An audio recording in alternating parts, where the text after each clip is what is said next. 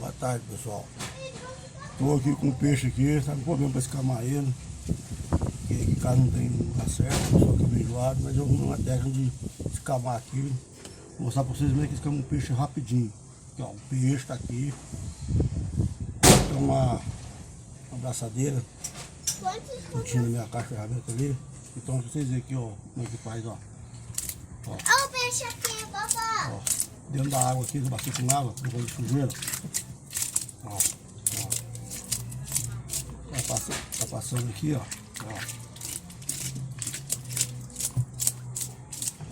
Ó, praticamente eu tirei já, tudinho. É rapidão, crema. Uma sujeira. Ferramenta simples. Aí o peixe já escamado, pronto para fazer aquele tempero. Fica mais gosta aqui, aí, escamadinho, ó. Tem nem escama mais, ó. Alguns ficam aqui, mas é. Tá vendo aí? Como é que é feita a escamação do peixe? Fica, eu já escamei, né? Olha, ficou limpinho, não fica nada. Nada, pega por todo lugarzinho. Pega aí uma abraçadeira, eu tinha uma abraçadeira, peguei a abraçadeira. Uma colher também dá certo, né? Porque a colher eu achei mais difícil de apoiar a mão, né? Pra fazer sem fio os dedos assim, ó. Fio os dedos assim, ó.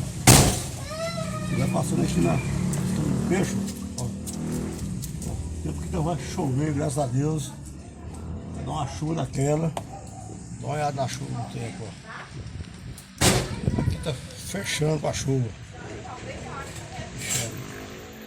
Então tá aí, pessoal, essa dica aí, entendeu? Um peixe limpo aí, ó, camadinho da cima, vamos ver com o negócio. Vamos agora cortá-lo, fazer o tempero, certo? Ok? Aí vocês manjam de tempero aí, né?